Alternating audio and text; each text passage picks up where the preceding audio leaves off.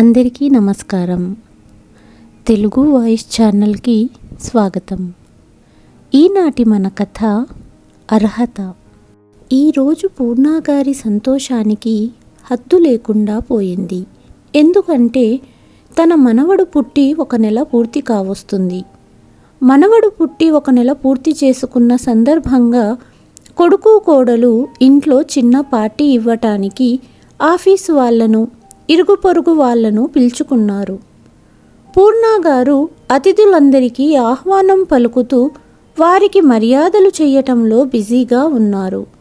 వచ్చిన అతిథులకి టీ పెట్టి వంటగదిలో నుంచి తీసుకుని బయటికి వస్తుండగా పొరపాటున కాలు గడపకు తగిలి టీ కప్స్ పెట్టిన ట్రే చేతిలో నుండి కింద పడిపోయింది.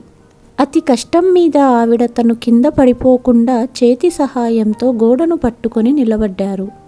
కానీ ఆమె చీరపై టీ చిందడంతో చీర అంతా మరకలు పడ్డాయి.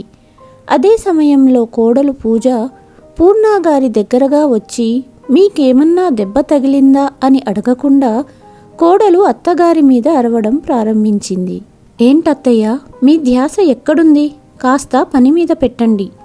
నేను మీకు ఎంత ఖరీదైన చీరనిచ్చాను, మీరేమో చీరను పనికి రాకుండా చేశారు. ఈ చీర మా అమ్మ ఎంత ప్రేమగా ఇచ్చిందో, ఎంత ఖరీదుదో తెలుసా? కోడలు మాటలు విన్న పూర్ణగారు గద్గద స్వరంతో, అది కాదు పూజ, నేను టీ తీసుకొని వస్తున్నాను. నా కాలు గడపకి తట్టుకోవడం వలన ఇదంతా జరిగింది. కానీ అసలు కోడలు అత్తగారి మాట వినడానికి సిద్ధంగానే లేదు. అసలు మీకు ఇంత ఖరీదైన చీర ఇవ్వడమే నేను చేసిన తప్పు. మీకసలు ఈ చీర కట్టుకునే అర్హత లేదు. కాసేపటికి కొడుకు చంద్ర కూడా కోపగించుకుంటూ, అమ్మా, ఇంత ఖరీదైన చీర కట్టినప్పుడు జాగ్రత్తగా ఉండాలి కదా. ఇప్పుడు చూడు, పూజ ఖరీదైన చీర పాడైపోయింది. ఇంటికి వచ్చిన అతిథుల ముందు కొడుకు మరియు కోడలు మాట్లాడిన చేదు మాటలకు బాధపడిన పూర్ణ ఇక ఆగలేక తన గదిలోకి వెళ్ళిపోయింది.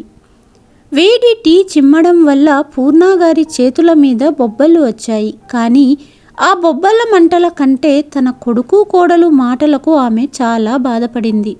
పూర్ణగారి కళ్ళ నుండి కన్నీళ్లు కారుతున్నాయి. పూర్ణగారు కొడుకు కోడలు ఇంటికి వచ్చి 2 నెలలు అయ్యింది. ఈ 2 నెలలు ఇంటి పనులన్నీ పూర్ణగారే చేసేవారు.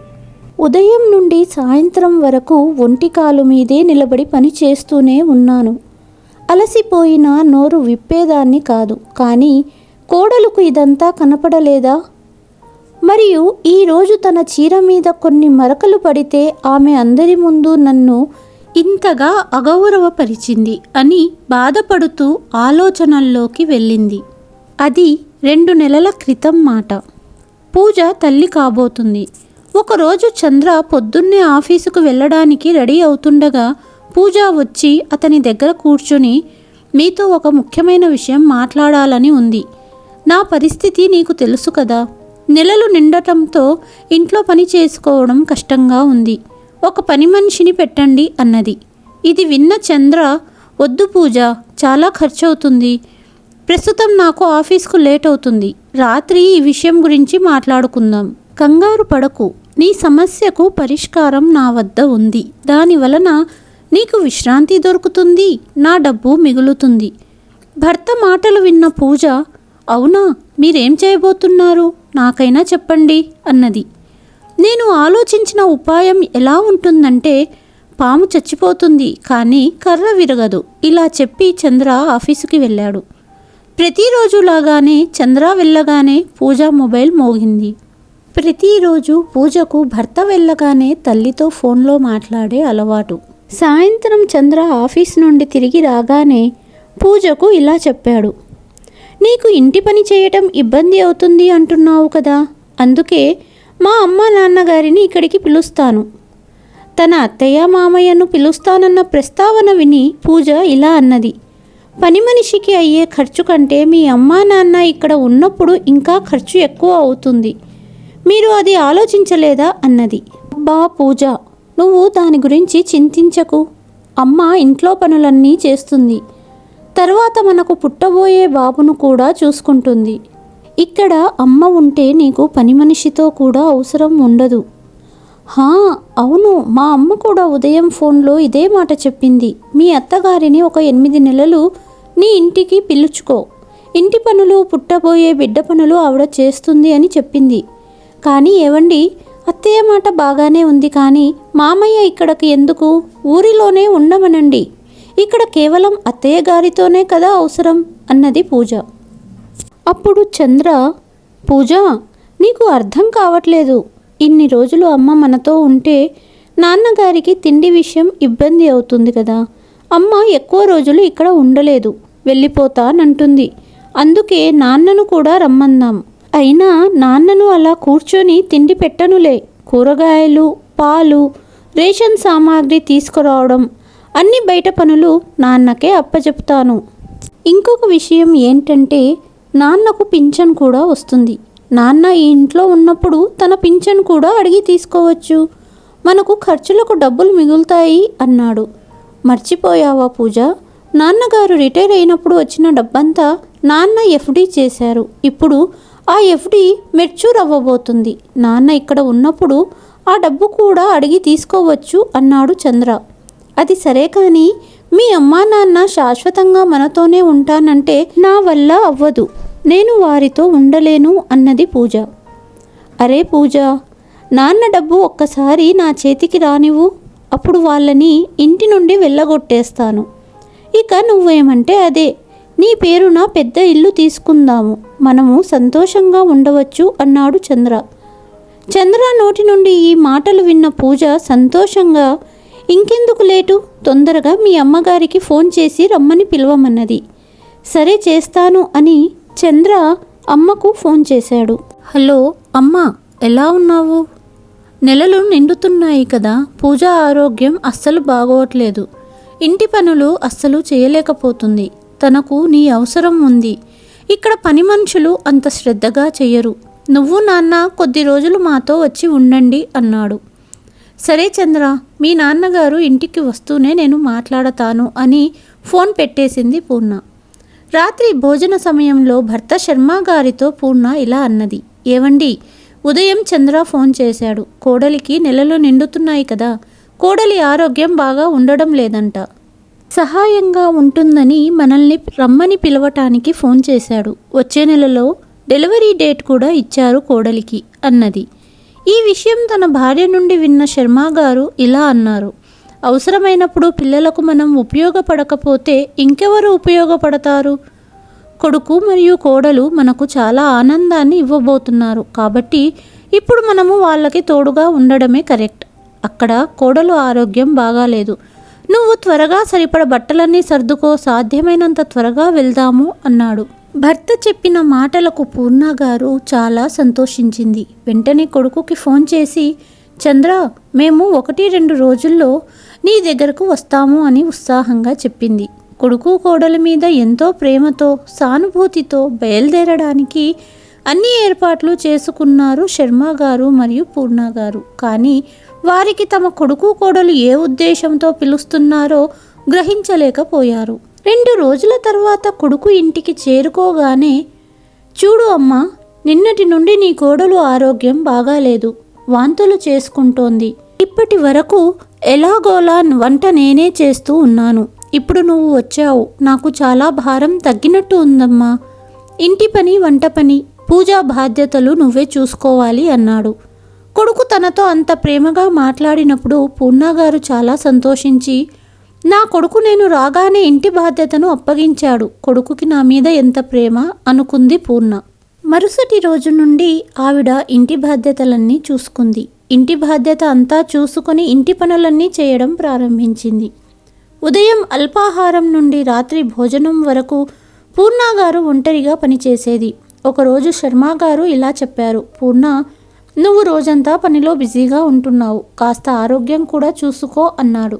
అప్పుడు పూర్ణగారు నవ్వుతూ, కోడలి డెలివరీ ఎటువంటి ఆటంకం లేకుండా జరిగిపోతే అంతకన్నా ఏం కావాలండి అన్నది.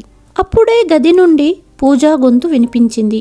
నాకు ఏదన్నా పండు తినాలని ఉంది అత్తయ్య. అదే టైంలో చంద్ర కూడా ఆఫీసుకు రెడీ అయ్యాడు. నాకు బ్రేక్ఫాస్ట్ తయారైందా అమ్మా అన్నాడు. ఇలా పనులతో రోజంతా అలసటగా ఉండేది పూర్ణ. చివరగా ఇంటికి ఒక చిన్న అతిథి వచ్చే సమయం వచ్చింది. చంద్రకు కొడుకు పుట్టాడు. అందరూ ఆనందంతో ఉప్పొంగిపోయారు. మరియు పూర్ణాగారికి నానమ్మ అయిన ఆనందంలో తన అలసటనంతా మర్చిపోయింది. ఆమె తన కోడలికి కావలసిన పౌష్టికాహారం వండి ఇచ్చేది. పుట్టిన మనవడి పనులు చేసేది. ఒకరోజు పూర్ణ మరియు శర్మగారు తమ మనవడిని ఒడిలో పెట్టుకుని చాలా ప్రేమగా ఆడిస్తున్నారు.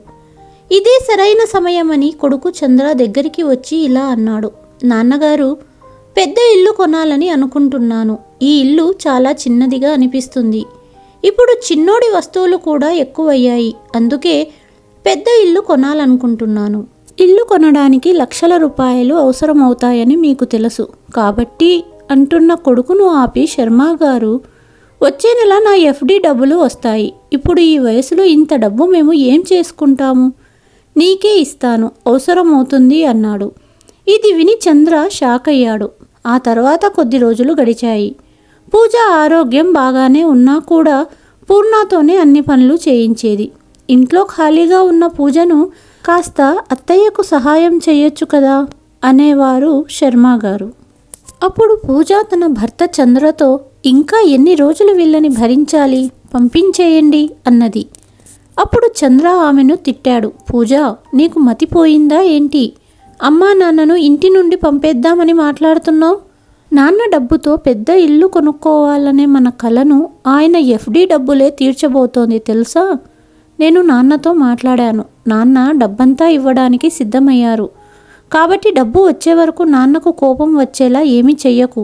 మరుసటి రోజు రాత్రి పూర్ణగారు కిచెన్ పనులన్నీ ముగించుకొని గదికి చేరుకునేసరికి శర్మగారు ఏదో ఆలోచనలో ఉన్నారని గ్రహించిన ఆవిడ, ఏమైందండి, దేని గురించి ఆలోచిస్తున్నారు అన్నది. అప్పుడు శర్మగారు, చాలా కాలంగా చంద్ర పెద్ద ఇల్లు కొనాలని పట్టుపడుతున్నాడు. కాబట్టి నేను రిటైర్ అయ్యాను. ఇప్పుడు వృద్ధాప్యంలో ఇద్దరమే అక్కడ ఊరిలో ఏం చేస్తాం? ఎంతకాలం కొడుకు మరియు కోడలితో విడిగా ఉంటాం? ఇక ఇప్పుడు మనవడిని వదల్లేకపోతున్నాను. అందుకే ఊరి ఇల్లు మరియు భూమిని విక్రయించాలని ఆలోచిస్తున్నాను. నా ఎఫ్డి డబ్బు మరియు భూమి, ఊరి ఇల్లు అమ్మగా వచ్చే మొత్తంతో పెద్ద ఇల్లు కొని మనం కూడా ఇక అబ్బాయితో ఇక్కడే ఉండిపోదాం అన్నారు శర్మగారు. అది విన్న పూర్ణ చాలా సంతోషించి, మీ నిర్ణయం చాలా బాగుందండి అన్నది. అయితే రేపు ఊరు వెళ్ళి ఎఫ్డి డబ్బులు తీసుకొని మరియు గ్రామంలోని ఇల్లు మరియు భూమిని అమ్మడం గురించి మధ్యవర్తితో కూడా మాట్లాడతాను. ఈ పనంతా ఒక వారం పడుతుంది. కోడలికి నీ అవసరం ఉంది. నువ్వు ఇక్కడే ఉండు, నేను పనులు చూసుకొని వస్తాను అన్నారు శర్మగారు. అప్పుడు పూర్ణ చెప్పింది, అయితే వచ్చే వారంలో మనవడు పుట్టి 1 నెల పూర్తి చేసుకున్న సందర్భంగా ఇంట్లో పార్టీ ఉంది. అప్పటికి వస్తారా అని అడిగింది. నేను వచ్చే వారం వరకు అన్ని పనులు పూర్తి చేసుకుని తిరిగి వస్తాను అన్నారు శర్మగారు. మరుసటి రోజు శర్మగారు గ్రామానికి బయలుదేరారు. అతని కొడుకు మరియు కోడలు ఊరి ఇంటిని అమ్మి ఎఫ్డి డబ్బులు తీసుకురావడానికి నాన్న వెళ్ళాడని తెలిసి ఇద్దరూ పెద్ద విలాసవంతమైన ఇల్లు కొన్నట్టు కలలు కంటున్నారు. ఒకరోజు పూర్ణ పని ముగించుకొని వంటింట్లో నుంచి బయటికి రాగానే గది నుండి మనవడు ఏడ్చిన శబ్దం వినపడి వెంటనే పరిగెత్తుకుంటూ వచ్చి తను ఎత్తుకుంది. అది చూసిన కోడలికి కోపం వచ్చింది. అత్తయ్య, చేతులు కడుక్కోకుండా మీరు చిన్నోడిని ఎలా ఎత్తుకున్నారు? అది కూడా మీకు తెలియదా? మీ వలన వాడికి ఇన్ఫెక్షన్ వస్తే? ఇక ఎప్పుడైనా శానిటైజ్ చేసి బాబు వద్దకు రండి. కోడలి నోటి నుంచి ఇలాంటి మాటలు విని షాక్కు గురైన పూర్ణ, చంద్ర కూడా అక్కడే ఉన్నాడు. కానీ భార్యను ఒక్క మాట అనలేదు. గదిలో నుంచి మౌనంగా వెళ్ళిపోయింది పూర్ణ. మెల్లగా రోజులు గడిచాయి మరియు కోడలు పూజ అత్తగారి పనిలో ఏదో ఒక తప్పును వెతుకుతూ మాటలు అంటూ ఉండేది.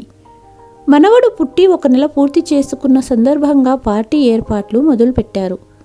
కోడలు పూర్ణ వద్దకు వచ్చి, మీ దగ్గర మంచి చీర కూడా లేదు. ఊరి నుండి తెచ్చిన చీరలన్నీ పాత డిజైన్లే. మీ పాత కాటన్ చీరలు కట్టుకొని మా అతిథుల ముందుకు వస్తే ఇక మా ఫ్రెండ్స్ ముందు మా పరువు ఏం కావాలి? కాబట్టి పార్టీకి నా చీర కట్టుకోండి. కానీ ఈ చీర మా అమ్మ ఇచ్చింది కాబట్టి జాగ్రత్తగా కట్టుకోండి అన్నది. పూర్ణ గారు సరే అని, ఇంత ఖరీదైన చీర కాకుండా మంచి చీర ఉంటే ఇవ్వమ్మా అన్నది. నా వద్ద మీరు కట్టుకునే చిరిగిపోయిన చీరలు ఉండవత్తయ్యా, అన్నీ ఖరీదైనవే ఉంటాయి. మీరు ఎప్పుడూ ముట్టుకొని కూడా ఉండరు అలాంటి చీరలు అని అత్తగారిని తీసి పారేస్తూ మాట్లాడింది పూజ. పూజ తన అల్మారాలోంచి చీర తీసి అత్తగారికి ఇచ్చి, దయచేసి ఈ చీర కట్టుకోండి, అతిథుల ముందు చిరిగిన చీరలు కట్టుకొని మా పరువు తీయకండి అని వెళ్ళిపోయింది. కోడలు చీర కట్టుకోవాలని అస్సలు అనిపించలేదు పూర్ణగారికి. కానీ ఆమెకు వేరే మార్గం లేకపోవడంతో ఆమె తన కోడలు చీరను కట్టుకోవలసి వచ్చింది. సాయంత్రం పార్టీ సమయంలో ఆమె కొడుకు మరియు కోడలు అతిథులందరితో నవ్వుతూ మాట్లాడుకుంటూ బిజీగా ఉన్నారు. మరోవైపు పూర్ణగారు ఈ పనులన్నీ నిర్వహిస్తూ అటు ఇటు తిరుగుతోంది. శర్మగారు వెళ్ళిన పనికి ఇంకా 2 రోజులు పడుతోంది కాబట్టి అతను పార్టీకి హాజరు కాలేదు. ఇదే సమయంలో కిచెన్ గడప తగిలి టీ చీర మీద పడడం, ఆ తర్వాత కొడుకు కోడలు అందరి ముందు దూషించడం జరిగాయి. అందరి ముందు ఇలాంటి అవమానకరమైన మాటలు విని కళ్ళల్లో నీళ్లు ఆగడం లేదు పూర్ణగారికి. భోజనం చెయ్యకుండా తన గదిలోకి వెళ్ళి కట్టుకున్న కోడలు చీర తీసి పక్కన పెట్టి తన చీర మార్చుకొని పార్టీ అయ్యాక తన కోడలితో, రేపు నీ చీర శుభ్రం చేసి ఇస్తాను అన్నది. దానికి కూడా పూజ కోపంగా, ఇక మీరు చీరను తాకకండి, నేను డ్రై క్లీనింగ్కి ఇస్తాను, నేను ఇంట్లో చీరలు ఉతకను, నా చీరలు డ్రై క్లీన్ అవుతాయని, చీర డ్రై క్లీన్ చేయడానికి అయ్యే ఖర్చు 500 రూపాయలు, అయినా మీలాగా నాసిరకం చీరలు కట్టుకునే వాళ్లకు ఇవన్నీ ఏం తెలుస్తాయి అని అవమానించింది. తన కోడలు చెప్పిన మాటలు విన్న పూర్ణ చాలా అవమానంగా భావించింది. ఇప్పుడు ఇక కొడుకు ఇంట్లో ఉండటం ఇష్టం లేదు పూర్ణగారికి. మరుసటి రోజు కొడుకు కోడలు లేని సమయంలో ఫోన్ చేశాడు ఆమె భర్త. పార్టీ ఎలా జరిగిందని పూర్ణను అడిగాడు. పూర్ణ ఏమీ మాట్లాడకపోయేటప్పటికీ, అంతా సవ్యంగానే ఉంది కదా అన్నారు శర్మగారు. ఇక మీరు ఎప్పుడొస్తారు, త్వరగా రండి అని తన కన్నీళ్లను ఆపుకోలేకపోయింది పూర్ణ. ఏమైంది పూర్ణ, నాకు నిజం చెప్పు, ఏదో జరిగింది అని మళ్ళీ అడిగారు శర్మగారు. అప్పుడు జరిగినదంతా భర్తకు వివరించింది పూర్ణ. మీరు వెళ్ళినప్పటి నుండి కొడుకు కోడలు తీరు బాగాలేదు. నిన్న పార్టీలో జరిగిన అవమానం అంతా వివరించింది పూర్ణ. ఎప్పుడూ తన భార్యతో గౌరవంగా మాట్లాడేవాడు మరియు ఆమె ఆత్మగౌరవాన్ని బహిరంగంగా దెబ్బతీయడానికి ఎప్పుడూ అనుమతించడు. అయితే ఈరోజు తన భార్య తన కోడలు కొడుకుల వల్లే నలుగురిలో అవమానం జరిగిందని, అది కూడా చీర వల్లే అని తెలియటంతో తట్టుకోలేకపోయారు శర్మగారు. 3-4 రోజుల తర్వాత కొడుకు ఇంటికి చేరుకున్నాడు. అతను తనతో ఒక పెద్ద షాపింగ్ బ్యాగ్ తెచ్చాడు. అతను బ్యాగ్ని డైనింగ్ టేబుల్పై ఉంచి తన భార్యను కలవడానికి వెళ్ళి తన గదికి వెళ్ళాడు. కొంతసేపటికి అతని కోడలు పూజ గదిలో నుంచి బయటికి రాగానే షాపింగ్ బ్యాగ్ చూసి చాలా ఉత్సాహంగా దాన్ని తెరవడం ప్రారంభించింది. అందులో ఓ అందమైన చీర ఉంచి ఉండడాన్ని చూసింది. బహుశా ఆ చీర భర్త చంద్ర తెచ్చాడని అనుకుంది పూజ. తన మామయ్య ఇంటికి వచ్చాడని కూడా తనకి తెలియదు. ఎందుకంటే అతను వచ్చేసరికి పూజ తన రూమ్లో పడుకుంది. చంద్ర తన కోసం సర్ప్రైజ్ గిఫ్ట్ తెచ్చాడు అనుకుంది పూజ. త్వరగా రూమ్లోకి వెళ్ళి చీర కట్టుకుంది. చీర చాలా అందంగా, చాలా ఖరీదుగా అనిపించింది. పూజ కూడా ఆలోచించడం మొదలుపెట్టింది. ఈ చీర కనీసం 30,000 రూపాయల విలువ ఉంటుంది. ఆమె ఎప్పటి నుండో అలాంటి చీర కొనాలనుకునేది. కొద్దిసేపటికి చంద్ర కూడా ఆఫీస్ నుండి ఇంటికి వచ్చాడు. భర్త రావడం చూసిన పూజ, ఎలా ఉన్నాను అని చీర కట్టుకొచ్చి చూయించింది. పూజ, ఈ చీర చాలా అందంగా ఉంది, కానీ నువ్వెప్పుడు కొన్నావు అన్నాడు చంద్ర. అది విని పూజ ఆశ్చర్యపోయి ఎవరు తెచ్చారా అనుకుంటుండగా భార్యతో గది నుండి బయటికి వచ్చిన శర్మగారు, నేనే ఆ చీర తెచ్చాను, చంద్ర కాదు అని చెప్పాడు. అప్పుడు చంద్ర, నాన్న మీరెప్పుడొచ్చారు అన్నాడు. నేను కొద్దిసేపటి క్రితం వచ్చాను. కోడలా, నేను ఈ చీరను నా భార్య కోసం తెచ్చాను, నీకోసం కాదు. బహుశా నువ్వు ఇలాంటి ఖరీదైన చీర ఎప్పుడూ కొనలేదేమో. ఇప్పుడు నా భార్య కంటే నీకు ఇది ఎక్కువ అవసరమని నేను అనుకుంటున్నాను. ఎందుకంటే ఇది నా భార్య 3 సంవత్సరాల క్రితం కొన్న పెళ్లి రోజు చీర. ఇంత ఖరీదైన చీర నువ్వెప్పుడూ కొని ఉండవు అన్నాడు. మామయ్య మాటలకు అవమానంగా భావించిన పూజ తన గదిలోకి వెళ్ళి చీర మార్చుకొని శర్మగారు తెచ్చిన కవర్లో పెట్టింది. ఒకరు కట్టిన చీరలు పూర్ణ మళ్ళీ కట్టదు, మా ఇంటి పని వాళ్లకు ఇచ్చేస్తుంది, నువ్వే ఉంచుకో అన్నారు శర్మగారు. నాన్న, ఎందుకలా అవమానకరంగా మాట్లాడుతున్నావు అన్నాడు కొడుకు. నీ భార్యను ఒక్క మాట అంటే ఇంత బాధపడుతున్నావు? పార్టీలో అందరి ముందు అన్ని మాటలు తల్లిని అన్నదిగా నీ భార్య, అప్పుడు నోరెత్తలేదు ఎందుకు అని అడిగారు శర్మగారు. చంద్ర, మీ నాన్నగారికి అంతా తెలుసు అన్నది పూర్ణ. వీళ్లతో మాట్లాడడానికి ఏమీ లేదు, మనము బయలుదేరుదాం అంటూ బయటకు వెళ్ళిపోబోయిన నాన్నగారిని ఆపి, వెళ్ళకండి నాన్న, మాతోనే ఉండిపోండి అంటూ, నాన్న, ఎఫ్డి డబ్బులు, ఊరిలో ఇల్లు అమ్మే డబ్బులు ఇస్తా అన్నావు కదా, మనము పెద్ద ఇల్లు కట్టుకొని అందరం కలిసి ఉందాం అన్నాడు చంద్ర. ఏ ముఖం పెట్టుకొని అడుగుతున్నావురా? ఛీ, అమ్మా నాన్నను ఇంటిలో పనివాళ్ళలాగా పని చేయించుకోవడానికి మమ్మల్ని పిలిచి ప్రేమ నటిస్తున్నావా అన్నారు శర్మగారు. పూజ కూడా, అత్తయ్య తప్పైపోయింది, అందరం కలిసి ఉందాం, వెళ్ళకండి అన్నది. అంతలో పూర్ణగారు, ఇక నాటకాలు ఆపండి. పార్టీ ముగిసిన రోజు నన్ను తిన్నావా అని కూడా అడగకుండా ఇద్దరూ గదిలోకి వెళ్ళిపోయారు. మంచినీళ్ళైనా తాగుదామని నా గది నుండి బయటికి వచ్చిన నాకు మీ మాటలు వినిపించాయి. పూజ, ఎందుకింత ఆవేశపడ్డావు? నాన్నగారు డబ్బు చేతికి దొరికేదాకా వేచి ఉండమన్నాను కదా, తర్వాత ఇద్దరినీ ఇంటి నుండి వెళ్ళగొడదాం అనుకున్నాం కదా, అప్పటిదాకా అమ్మతో అయినా నాన్నతో అయినా గొడవకు దిగొద్దు అన్నా కదా, వినకుండా చీర గురించి అమ్మతో గొడవ పడ్డావు అని నువ్వు నీ భార్యతో చెప్పిన మాటలు నా చెవిన పడ్డాయి. కేవలం డబ్బు కోసమే మీరు ఇంత నాటకం ఆడారని తెలిసి మరుసటి రోజే నేను వెళ్ళిపోదామనుకున్నాను. కానీ మీ నాన్నగారికి జరిగినదంతా చెప్పాక నాన్నగారే వచ్చి మీ ఇద్దరికీ బుద్ధి చెప్తానన్నారు. అమ్మా నాన్న, క్షమించండి, పెద్ద ఇల్లు కొనాలన్నది మా ఇద్దరి కల. నాన్నగారు, ఆ డబ్బు ఇవ్వండి ప్లీజ్ అని బతిమాలాడు చంద్ర. అప్పుడు శర్మగారు, నేను ఊరిలో ఇల్లు అమ్మలేదు, ఎఫ్డి డబ్బులలో కొంత డబ్బు మనవడి పేరు మీద ఫిక్స్డ్ చేశాను.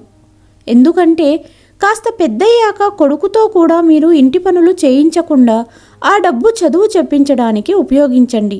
మిగిలిన డబ్బు మీ అమ్మగారి పేరు మీద ఫిక్స్ చేశాను. ఇప్పుడు మీ అమ్మ ఒక పెద్ద చీరల దుకాణం కొనొచ్చు.